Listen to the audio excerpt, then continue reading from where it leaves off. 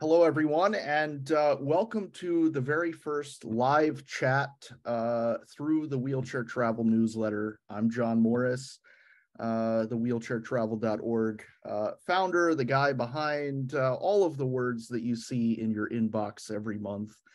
I really appreciate you joining this. 20,000 people saw the announcement, but we only have a handful of people who have joined online. So I hope others will be able to benefit in the course of watching the recording. I'm joined today by a very good friend of mine, Robin Wearley. We have known each other probably for 8 or 9 years now, I would say. We met in a Facebook group for frequent flyers. We'll get more into that in a little bit, but I'd really like her to introduce herself and tell us a little bit about her background. And then ultimately, we'll get into why she's here today and some of the work that she's been doing around accessibility and air travel as well. So, Robin, why don't you introduce yourself? I'm Robin Wearley, as John said, accurately. And I'm a former flight attendant for a major airline. After I retired, I went back to school and became a physician assistant. And then I retired from that and started this business called ADAPS, which is a portable rescue sling or transfer sling that's used for getting people who use wheelchairs out of an emergency during an evacuation. So I don't know, John, do you want to flesh out? I live in Salt Lake City, Utah. I moved there from San Francisco, where I lived for 30 years. In the middle of the pandemic, I moved. And that's where my business is. I think many people followed you looking for a lower cost of living in other locations. San Francisco, very expensive. Of course, I'm in Boston, and maybe that is just as bad. Yeah. $5 for a Pepsi Cola in the 7-Eleven sometimes.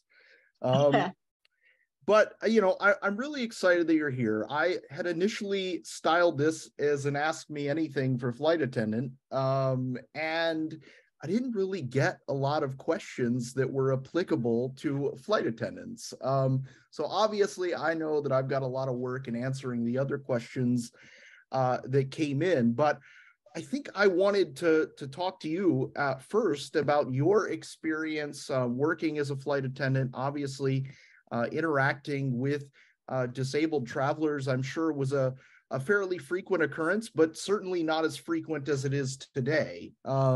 We have more and more disabled people who are flying, which is really exciting development. Obviously, you know, we want to see even more than we're currently seeing. But I'm hoping that maybe you could tell us a little bit about, you know, sort of your preparation for a flight, what sort of information you get about the passengers that you'll be serving on board, how early you get that information, and then what the preparation is like before a passenger even boards the aircraft. Well, back in the day when I flew, they didn't have all the computerized information gathering, you know, that they have now. So I would say that, you know, the pursers on the flights probably get the information 24 hours ahead as to who, and so, you know. A purser would be the lead flight attendant on board. Right. And, you know, they would get the information through their, you know, communications that, you know, there might be VIPs on board or where special meals are going or where, you know, anybody who's reported that they have a disability on the flight, they could be deaf, they could be blind, could be a wheelchair user. So they would know that before they checked in the morning. And then they do a briefing with the crew and relay all that information and make sure anybody who's, you know, has any one of these issues in their section would be aware of it. And, you know, like the caveat is that I flew back in, you know, the 80s, and now obviously information technology has changed everything with regard to communication. But the way people are handled on the flight are still very similar because there hasn't been a whole lot of change in that since the 70s. So once they get to the airport, the person who uses a wheelchair, for example, in this context, would be boarded early, Right. and So taken to their before, seat. yeah. So before we get to that, I kind of want to, maybe dig a little deeper into sort of that initial conversation between the crew. Obviously, the purser is the flight attendant that's in charge of all the others, and very curious about sort of what is discussed among the crew in that conversation. Obviously, there's information that's supplied about who is on board the aircraft, but is there anything else that goes into that? I mean, I believe the discussion is mainly just about safety issues on the airplane and service management on the airplane, and briefing, just a general briefing, weather, just what to expect on the flight. Okay, I see. And so then, at that point, once the crew is prepared and the cabin is ready to accept passengers, disabled passengers have a right, at least in this country, in the United States, to board first. That doesn't always happen, but we certainly hope that it does. And so, the disabled passengers come on board the aircraft. Something that I'm not sure if this was a requirement when you were flying before your retirement, but one of the requirements that I've covered pretty great depth on the website is the requirement that flight attendants give a personalized safety briefing to passengers who have a mobility challenge in boarding the flight. Could you maybe tell a little bit of background about why that might be important? Well, that's true. And it's not just passengers with mobility issues, but any disability. So, the crew needs to understand how they can help that person in an emergency, how they can help them get out of the airplane if there's an evacuation. So that discussion is supposed to happen after you get settled into your seat, basically. And and so, yeah, when I have those, when I oops, sorry, I've just activated. Sorry, guys. I said something that Apple picked up as a certain lady's name, and that impacted my communications. Can you hear me, Robin? Yeah. Uh-huh. Okay, very good.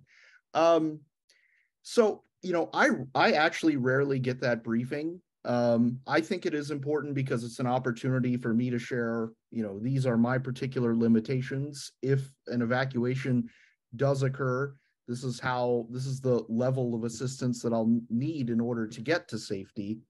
And so, that really is the critical point. It's not really for the benefit of anyone else but the passenger.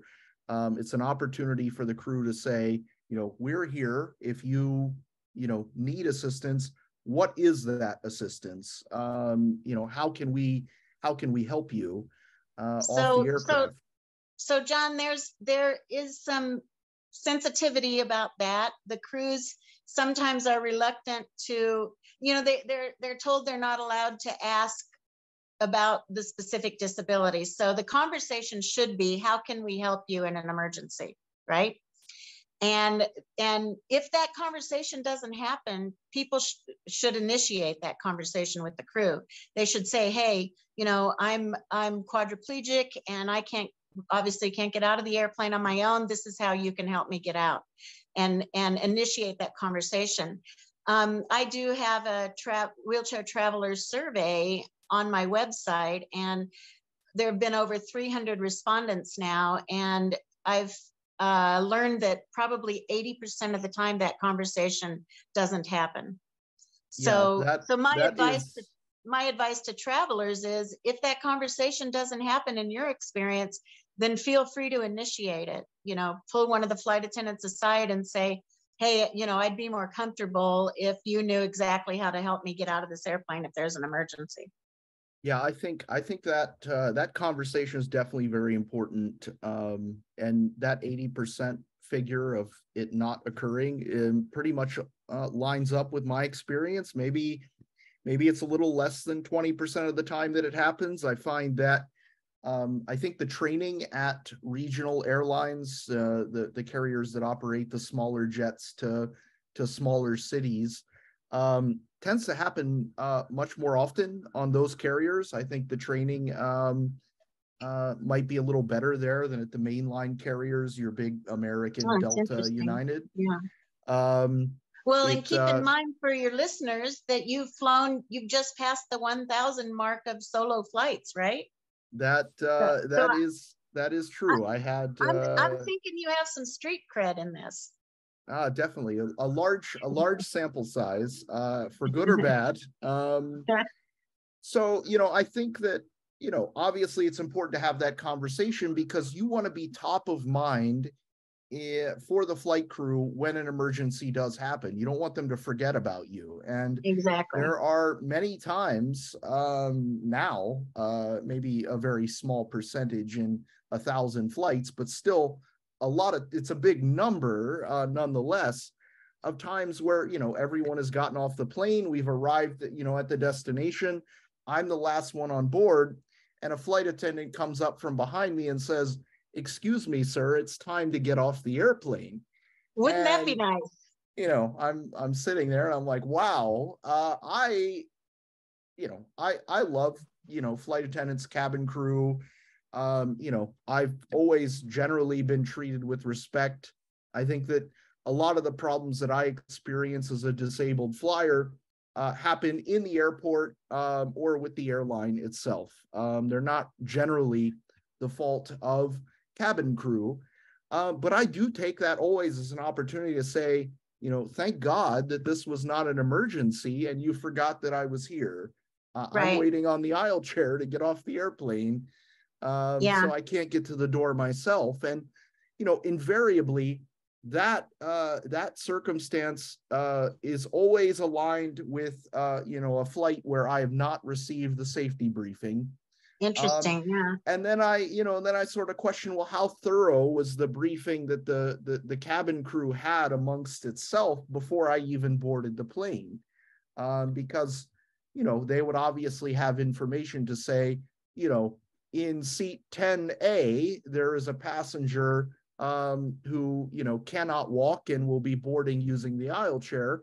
So we'll need to be thinking about him should an evacuation become necessary at any point in the course of the flight. So I do question whether, that briefing that occurs between the crew, mentions, my existence on the passenger manifest.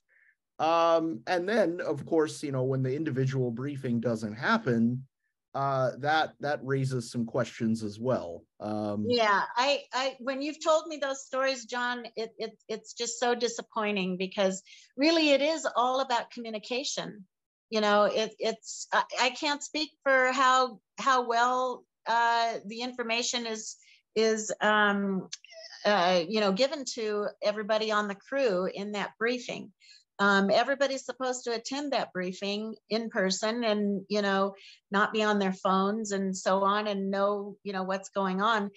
Nowadays, each flight attendant has their own hand computer and they can see exactly where you're sitting. So, it's just really disappointing if that doesn't happen, that information isn't relayed and somebody from the back comes up. And you've told me, several times it's happened. And yes, no shade on flight attendants because most of the time it happens and most of the time things run smoothly, but there's the occasional hiccup where, you can always improve, Yes, definitely. And I think, it is interesting to think about sort of the technology that cabin crews now have access to. Their handheld device, says information about who is in what seat, the name of the passenger, whether or not they have any particular status in the loyalty program, Yeah. what any disability assistance services they've requested. And in fact, recently I was on a flight, I think out of my home here in Boston to I forget which city it was, but I was in economy class. It was a very packed flight. But there was a row available in like way in the back of the airplane. I think I was in row 10 or 12 originally, and the gate agent said, but there's an empty row in the back. Like if you'll sit back there, then you'll have the row to yourself. And I said, well, of course I will take that. And so that caused some confusion amongst the crew because I was still listed as being in row 10 or 12. And I witnessed the communication between the purser and the flight attendant who was, in charge of the rear of the economy cabin, say, hey, Mr. Morris appears, on 12F or whatever, but he is actually, in your section and in this row, and here he is. And I appreciated that communication because it made the flight attendant who, was responsible for my section of the aircraft cabin aware that, hey, I was there and I, may have a special need, whether that is, in an evacuation or going to the lavatory during the course of the flight. So was that one of your long legs, one of your long flights? I think it was. Now that I'm thinking about it, I think it was a flight to Europe. And so that's it's important. A long flight, might want to go to the bathroom. In fact, I think that I did on that flight. And maybe that's something that we could talk about next. Well, my question for you is, did they have a collapsible wheelchair that they assembled to get you to the lav? Yes, they did, because this was a wide body plane. Good. It's coming into my mind now. I think probably a 777. So dual aisles on the airplane. These aircraft types are required to have what is called an accessible lavatory. Now, I mean, let me be clear. There isn't a single airplane with an actual accessible lavatory. I mean, when we're on the ground, when we're in the airport, we get, a toilet that, is about 19 inches tall, that we can roll our own wheelchair directly alongside, that has grab bars and a sink, and, the accessibility that we experience on the ground does not exist in the air. And let me stop you there for 1 second and explain why that is, because this is a question I get all the time. And that is, why is that? And it's because the ADA applies to the door of the airplane. And on the airplane, the ACAA applies. So the laws of the Americans with Disabilities Act do not apply in flight on the airplane. So, okay, go ahead. Right. And so that's the Air Carrier Access Act. And actually what's interesting about that law is that it's the Air Carrier Access Act of 1986. It went into force in 1987. And of course, the Americans with Disabilities Act actually came after that. So we were guaranteed certain rights in the air before we had, rights on the ground. And that is kind of interesting. Obviously, the Rehabilitation Act covered a lot of things that the ADA ultimately took over. But very interesting that the Air Carrier Access Act, the rules that are in place to govern the accessibility of air travel actually preceded the ADA. And so, I'm constantly advocating, as are many members of Congress and other disability organizations, constantly advocating for sort of updates to the Air Carrier Access Act to make it, more in line with our expectations in 2023. Right. Obviously this is a law that, we're coming up on 40 years old. And that's pretty significant. Back to I wanted to clarify something about the collapsible wheelchair too. So probably most of your listeners are familiar with the aisle chair, which lives at the airport. It doesn't other than to deliver a person to their seat on the airplane, it goes back out to the airport, and that's where it stays. That's the one that looks like a dolly with a seat that's real skinny, and you have to strap into it, and people feel very insecure in it. The collapsible wheelchair lives on the airplane, and that it folds all up tightly and stows away into a compartment. And it takes some doing to, put back together to use on the flight. And people should understand also that in an emergency, there's no time to put that collapsible wheelchair together. And the aisle chair is back at the airport. So if you're evacuating on the tarmac, the only way you can get out to safety is to be carried out. You have less than 90 seconds to get out of an airplane. Yeah, that's what an airplane has to certify. We definitely will come back to what an actual evacuation looks like, but I definitely want to dive in a little bit more to using the toilet on board. Obviously, I've got an article on the website that provides photographs of a lot of different so-called accessible lavatories on airplanes. There are a lot of different shapes and sizes. Some, just the wall between two lavatories opens up to give some additional space to people, but you're obviously then dealing with, two toilets in that space, and it's still cramped conditions. Other planes have a dedicated larger facility on board for disabled passengers to use. But I think that, one of the things that came up, I was at an innovation conference last year in Atlanta called Red Cabin. And basically I was leading a workshop where people from the aviation industry would, try to think of ways that accessibility could be improved on board the airplane. And obviously we want a larger lavatory. We want to bring our own wheelchairs on the plane and then be able to use the bathroom while seated in our own wheelchairs. And that may in the future actually become a reality. It's certainly within the realm of possibility. Something that I've talked about before is the fact that, we've got, here just down the street, I can hop on the Acela train on Amtrak, which is a higher speed train that Amtrak operates in the Northeast United States. I can take it all the way down to Washington, D.C. I can take my wheelchair on board the train, and then I can use a bathroom that is large enough. I can roll my wheelchair next to the toilet. I can use the sink. It has, sturdy grab bars, a door that I can operate with the touch of a button. It's fantastic. And that train is narrower in size than a Boeing 737, which is a narrow body airplane. It's only got one aisle down the middle. And so, I can take my wheelchair on board a train that is narrower than, the most popular airplane in the world. So, in terms of possibility, is it possible? Yes, it is possible.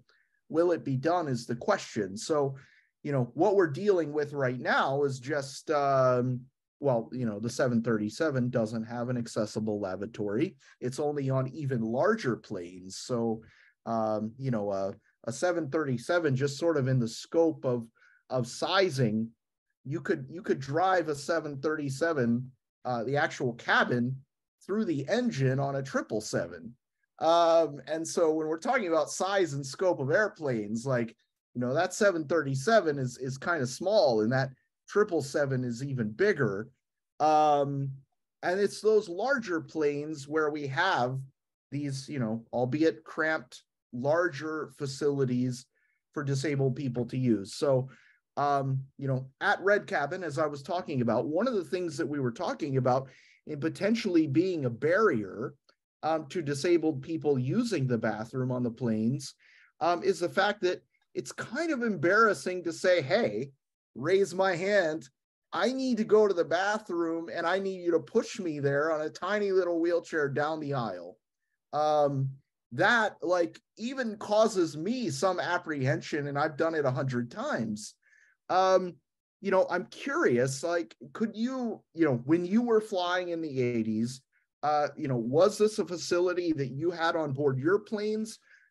Is it something that you had to deal with as a flight attendant? No, I don't ever. Well, keep in mind, not as many people flew as they do now. But no, I don't remember ever having that situation come up in my 10-year career as a flight attendant.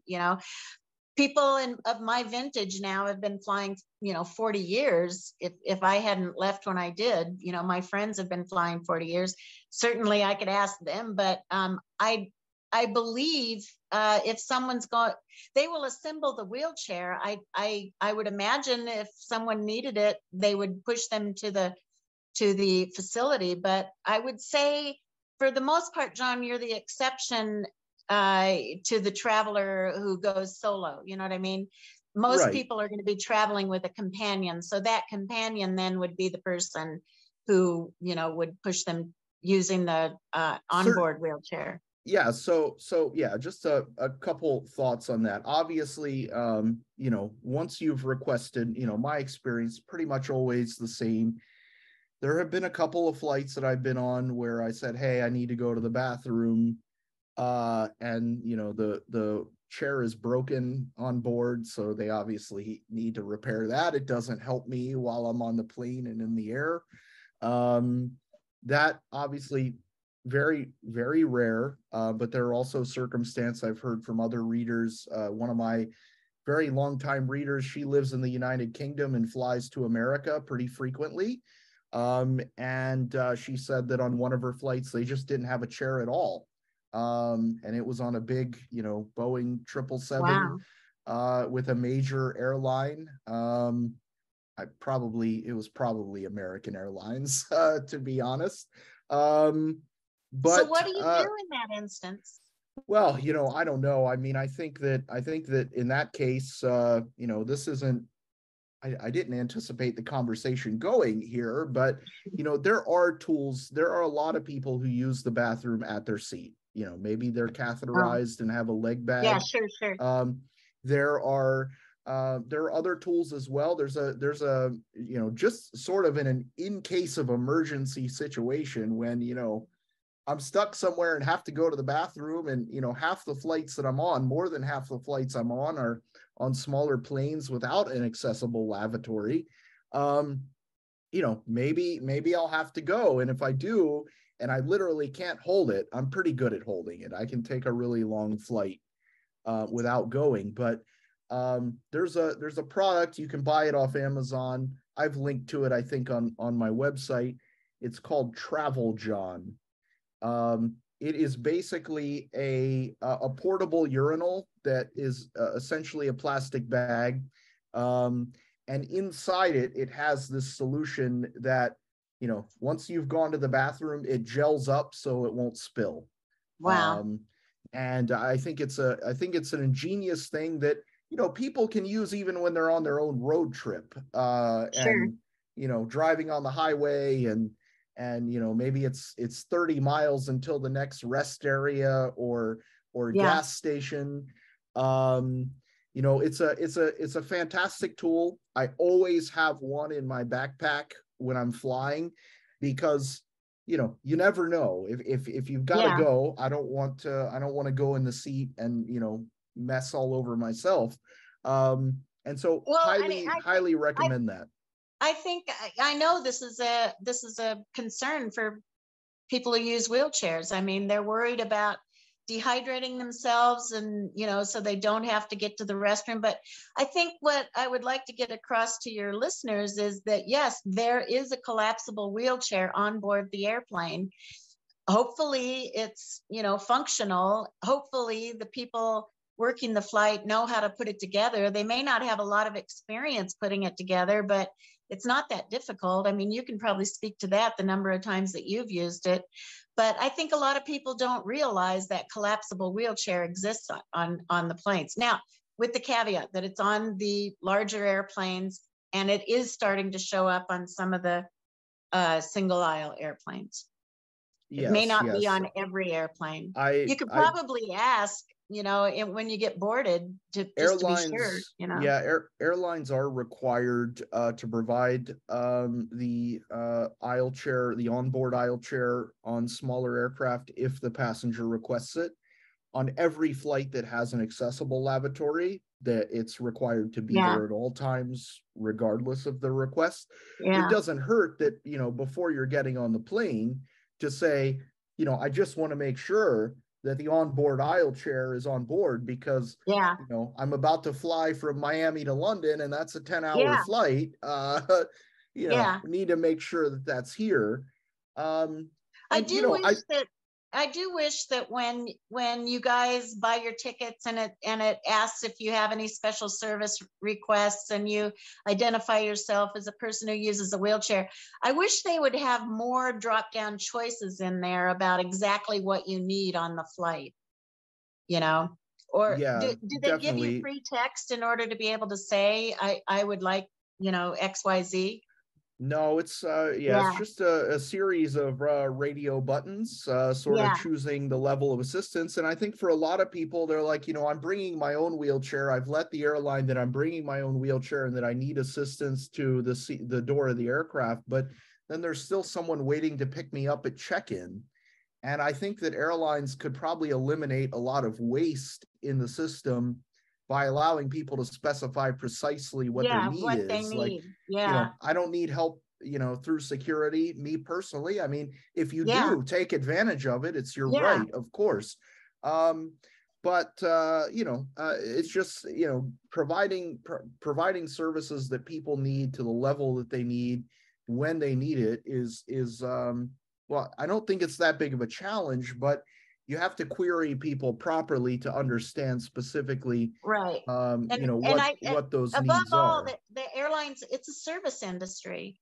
So, I think providing the level of service that you want to every single one of your customers, it seems to me it should be a key part of the communication to know exactly what each individual person needs, when they identify themselves as a person with a disability. Yeah, definitely. So I want to put a pin in the lavatory discussion for now. But and I will when I post the recording of this video, I'll share some links to those resources on the website that have information about what accessible toilets on board look like. But there are two more things that I want to discuss, and Okay. obviously, earlier this week or last week, I was in Hamburg, Germany, to check out Delta's prototype for a wheelchair space on the airplane. And I think I Yay. don't want to exactly. I'm very excited about it. I'm not going to actually get into that itself. Tomorrow, I'm publishing answers to a lot of the most frequently asked questions that I've received.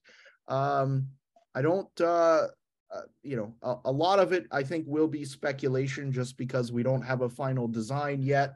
We're not sure what the final product is going to look like, but I think that my answers are certainly going to be as informed as you'll find anywhere, and maybe the first attempt at answering a lot of the questions. So I'm excited for that. You'll get that in your inboxes tomorrow. But I think what I want to understand is if we do have a wheelchair in the aircraft cabin, I roll on with my wheelchair, to the space that's designated for me. What sort of changes do you anticipate that creates for flight attendants and how they're handling passengers? In the day-to-day, I don't think it's going to change anything. I mean, whether you're sitting in that seat or you're sitting in 10C or whatever, how you're treated on the airplane is not going to be any different during the service and so forth. Where it changes is the safety issues. I think that I'm a big fan of having you have your wheelchair spot on the airplane. It still is in the infancy. I think it's remarkable that we now have a prototype that people just can't imagine. Crews even can't imagine how this would work. And now that you were able to, drive into it, lock down, crews can actually say, this makes sense to me now. I can understand. They've looked at tie downs. They've looked at G forces. They've looked at, how are you going to evacuate these people? That's going to be the next question. You still have to have an evacuation plan if you're sitting in your own wheelchair on the airplane versus if you're sitting in 10C on the airplane. So those are the things from the crew perspective. It's going to be the safety issue, you know. And I think that one thing that I sort of anticipate happening is potentially one additional responsibility for cabin crew, and that may be actually securing the wheelchair Well, with yeah, the hooks.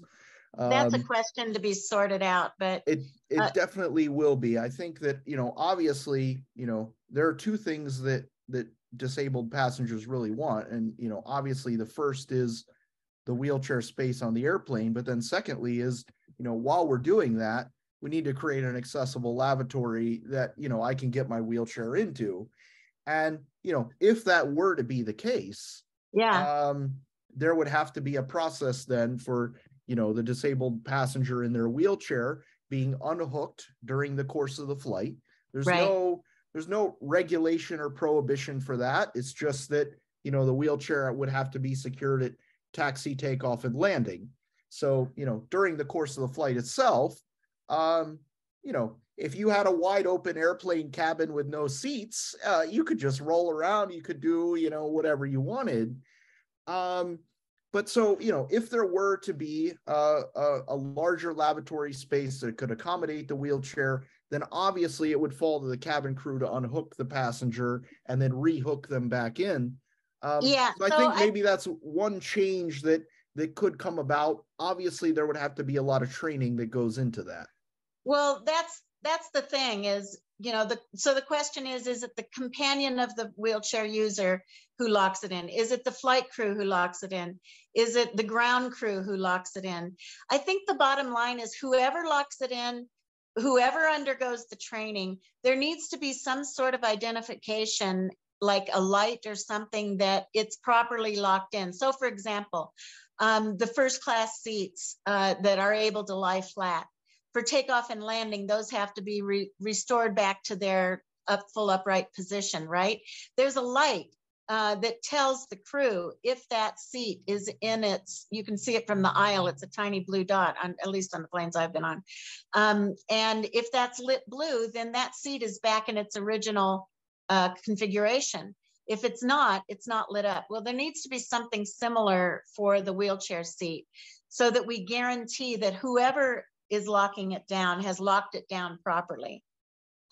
Because, you can imagine there's, even in putting the collapsible wheelchair together, there's a huge variety in the experience of the people who are putting that together and whether or not they're comfortable doing it. So, I mean, I'm hoping that every flight, that seat, if there's one or two seats, is occupied by a wheelchair user. I'm hoping it's that frequent so that the crews on a day-to-day basis are used to doing it all the time, Yeah. And I think, we already have some data sort of on the demand that exists for bringing your own wheelchair because, airlines since the December 2019 have been required to collect that information.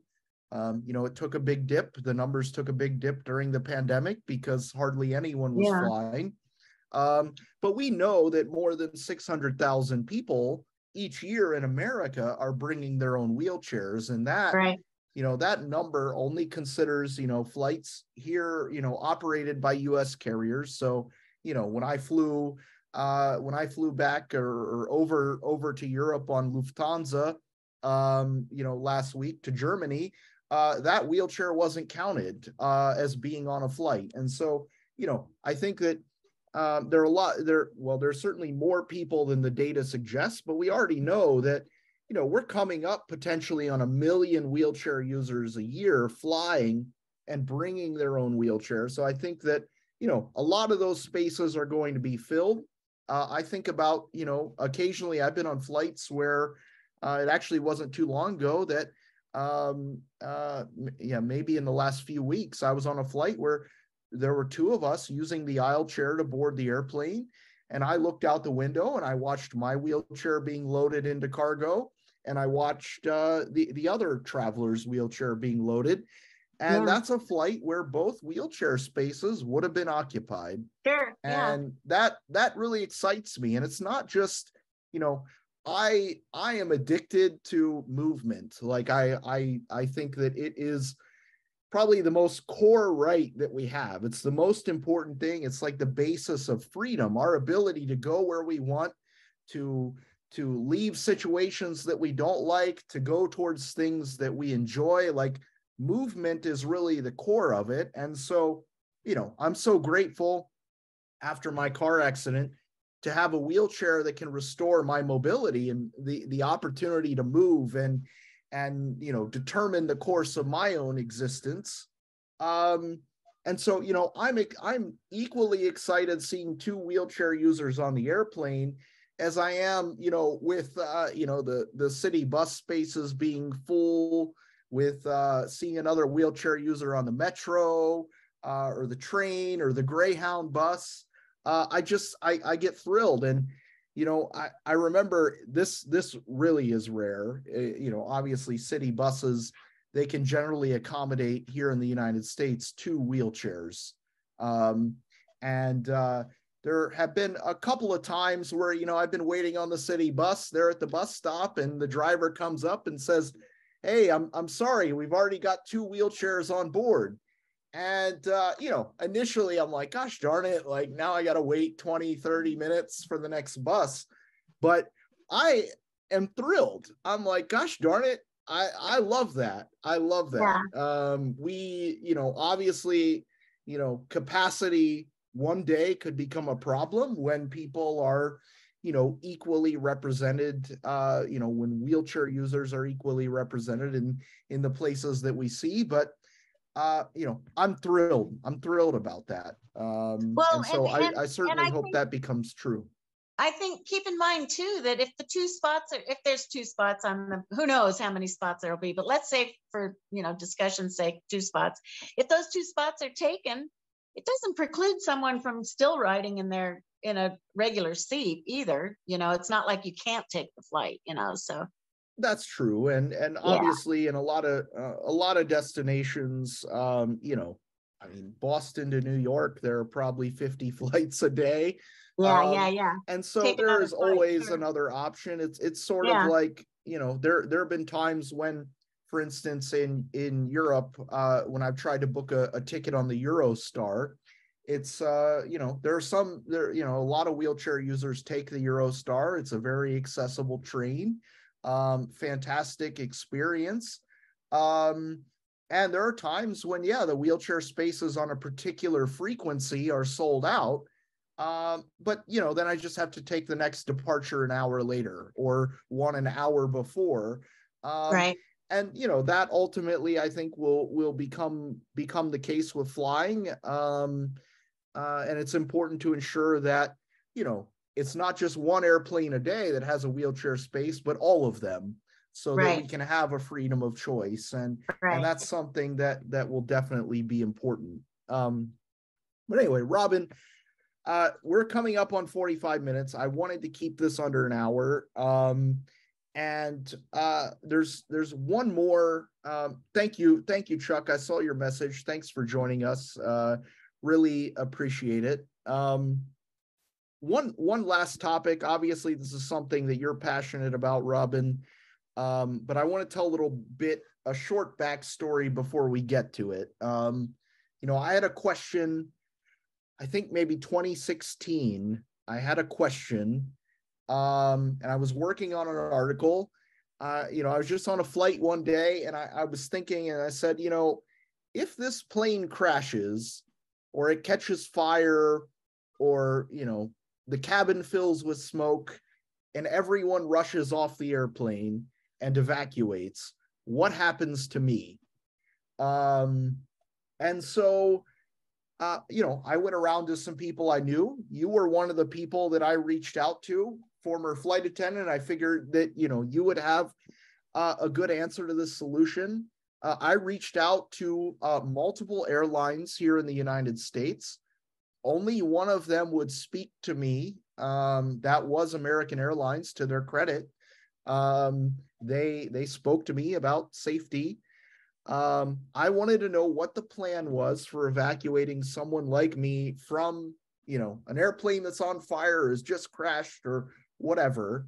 How am I getting from the seat to the exit? What's the plan? And what I found in speaking with, flight attendants from a bunch of different airlines, to American Airlines itself, the idea was that, there's not really a clear plan. It's just, trust us, we'll get you off the plane. I mean, that's something that I heard over and over. I'm not going to leave anyone behind on my flight.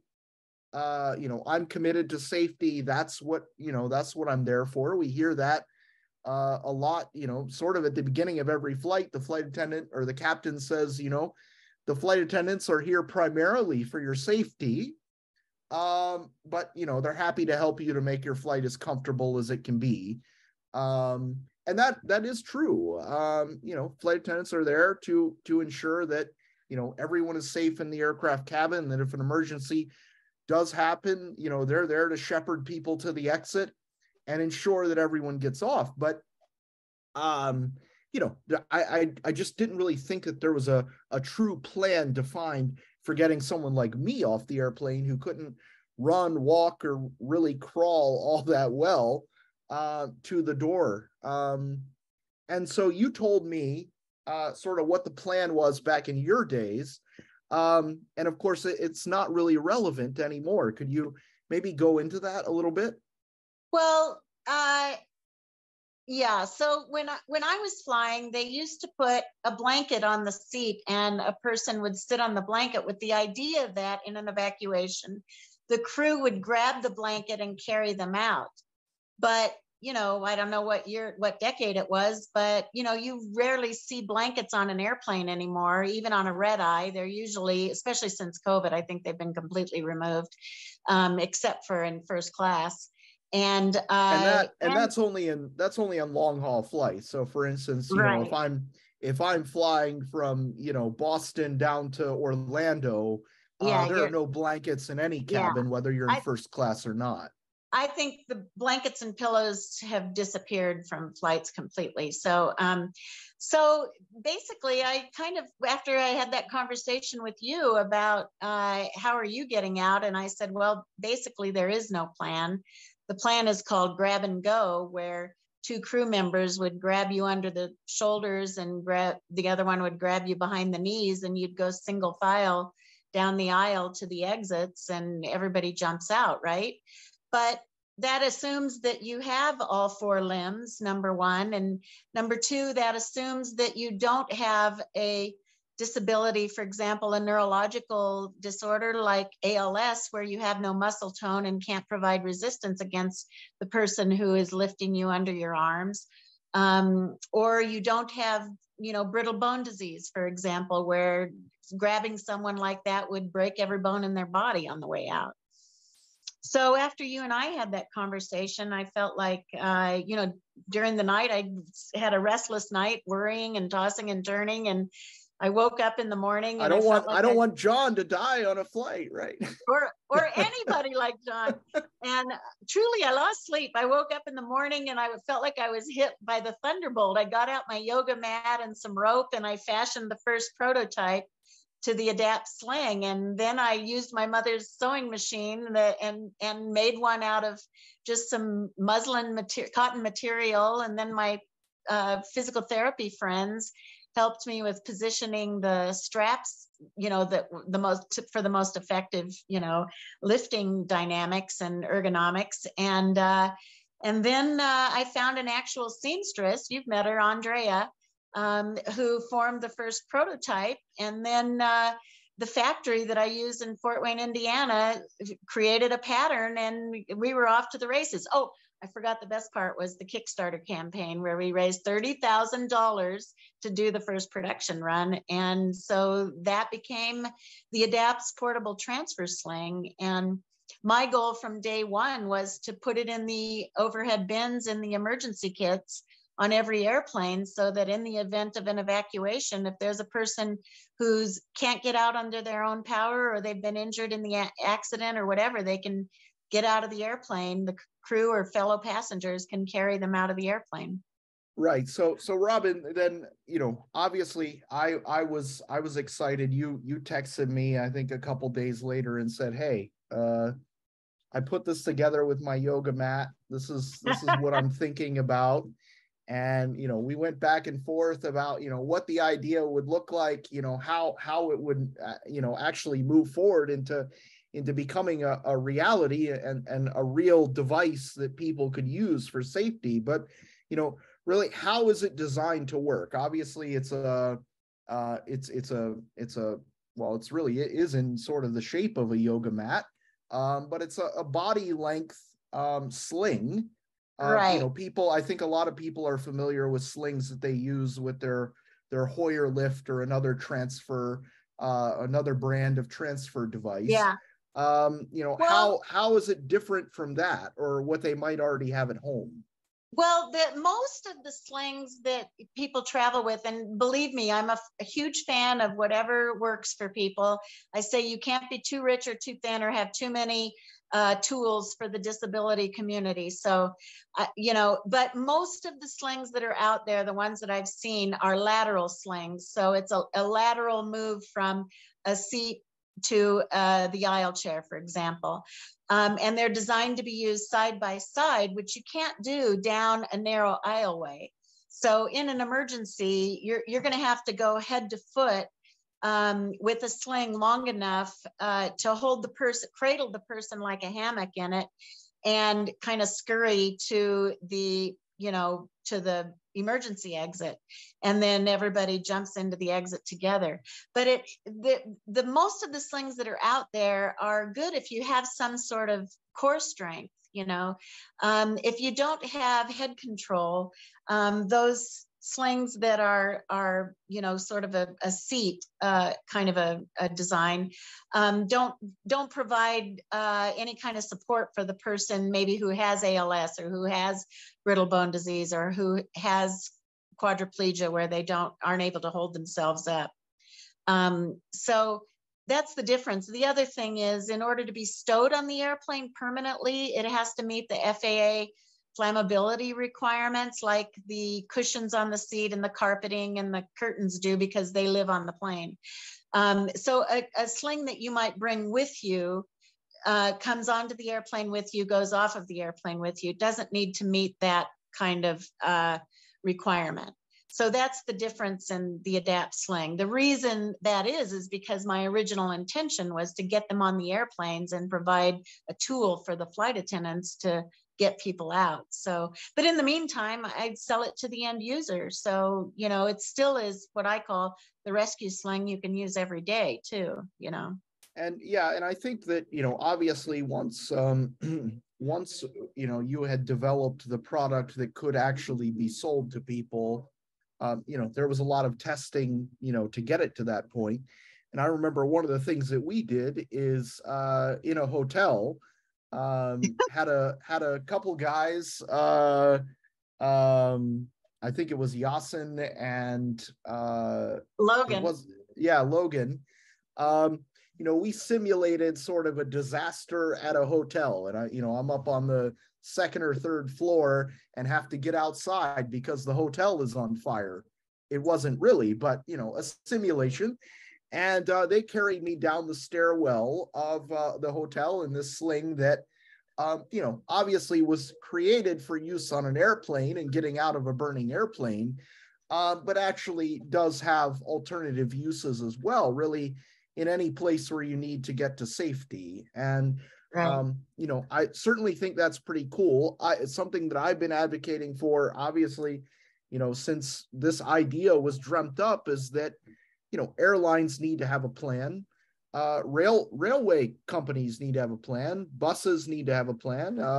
If I'm, involved in a train derailment and I'm stuck in the car, well, how am I going to get out quickly? Yeah.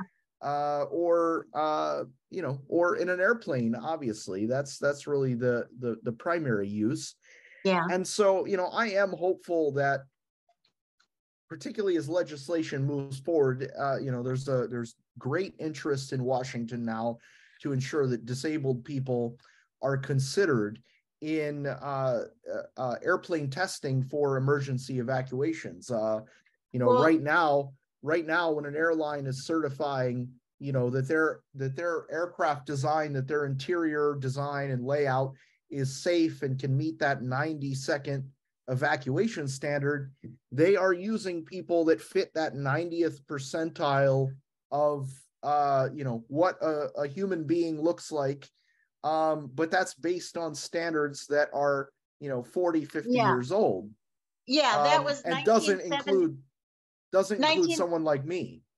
Yeah, well, 1978, the FAA conducted studies at CAMI in Oklahoma City, and that's the Civil Aeronautics Medical Institute, I think that's the right acronym. Anyway, they tested on what was basically a Boeing 727. In that year, 1978, the configuration looks more like what first class is today in coach. And they tested people with disabilities, and that has not been updated since. Over 40 years. And that study concluded that, are you ready for this? Hold on to your hats. People with disabilities should sit as far away from the exits, not close to the exits, so that abled people can get out first. Keep in mind that no seat is more than 30 feet away from an exit. So keep that in mind. And that they should wait until everybody has left the airplane, and then the crew will come back and help them. And I found that appalling. And that's another reason why I came up with ADAPT, so that your passengers sitting around you can help you get out at the same time as everybody else goes out. When they're going out, you're going out with them. There's no waiting. Or if you do wait to the end, then the crew comes back and gets you, But, and I do want to tell the story, John, because we're bumping up on the end. ADAPTs happened to be used in an actual evacuation of an Air Canada express flight at Washington's Dulles Airport. And one of our customers had a teenage son who was sitting on ADAPTs, and they got their son out to the emergency exits and down the slide using it. And then the flight crew borrowed it from them to go back into the airplane and get an elderly woman out. So that simulated what it would be like if the crew were to go to the overhead bin to the safety kit and get an ADAPTs out and take it to a person who wasn't already sitting on it and get them out. And that was Michelle Irwin from All Wheels Up. By the way, I'm on the board of directors for All Wheels Up, trying to get an airplane, a wheelchair spot here in the US. So support them also, with that's strictly a nonprofit, and they go by donation. But she testified before Congress about that particular incident. And I think it's Congressman Cohen from Tennessee, Memphis, if I'm correct on that. Said in that when Michelle testified, why are these not on every airplane? That was back in October of 2019, and could argue sort of COVID derailed things, but now that we're back with a prototype with a wheelchair spot, that needs to be revisited. We need to have Absolutely. a tool there over each. If there's going to be 2 wheelchair spots on the airplane, the overhead bin above each one of those seats should have an ADAPT sling ready to go for that passenger if there's an evacuation. Yeah, I definitely agree. And I think that, the reality is it's interesting. I'm not trying to take any credit for this. I just asked a question. But the reality is that, there are a lot of things that are not accounted for in the world of accessibility, period. Yeah. And so each advancement that we've ever had started with someone asking a question, why does this problem have to continue, and how can we solve it? And then, it's innovation that responds to these questions. And so, we just saw the prototype of the wheelchair space on the airplane. That started with a question of, why can't we have a wheelchair space on an airplane? And then, okay, if we're going to put one on there, what should it look like? And, ADAPTs, started with two events had to happen. Someone had to be curious about, what is the plan? What is the plan for an emergency evacuation for someone like me and others like me? And then someone had to put a response to that together. And that was you, and saying, well, all right, we have this problem. Here is a way that we can solve it. And then you look a few years down the line, and that tool is put in place on an airplane where an emergency evacuation is happening in this country. And 2 people are helped off the airplane as a result. I just think that it excites me so much, and I encourage people to keep asking questions and keep dreaming up solutions. Because if that conversation between us hadn't happened, or if after that conversation you hadn't been inspired to do something, that tool would not have existed, and it wouldn't exist for the future. I mean, obviously, we hope that accidents never happen and they're never needed. We don't want evacuations to have to occur, but in the event that they do, I'm dreaming of a future where this is on board the airplane and ready and available for people to use who need a helping hand off the aircraft. Hey, one thing I found, John, is with all this talk about the wheelchair spot on airplanes, and All Wheels Up hosts the Global Forum Working Group, and just rarely in the posts that I see in social media, and so rarely does anybody ask the question about evacuating these people. It almost never comes up. So I'm all for heightening awareness, not just for people with disabilities to think about how are they going to get out of an airplane, but able people don't think about how they're going to get out of an airplane. How many times, do you see people not paying any attention to the safety briefings on the airplane? People think, oh, I'm a frequent flyer, I know how to do it. You know what? I have been flying literally since I was in my mother's belly. My father was a pilot in the Air Force and a commercial airline pilot. I have a private pilot's license. I'm guessing I've probably flown over 6 million miles, just whether as a crew member or as a passenger. I have been around airplanes my entire life.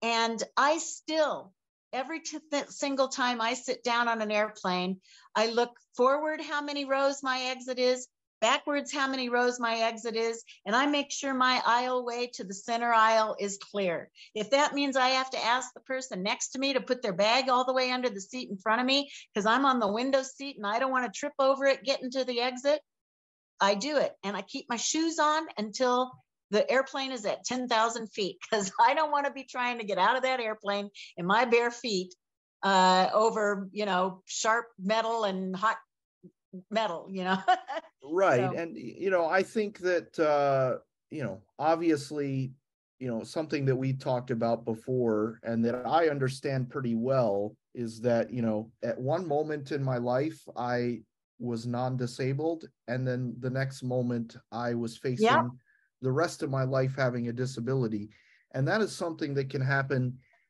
for non-disabled Anytime. people in the course of a flight.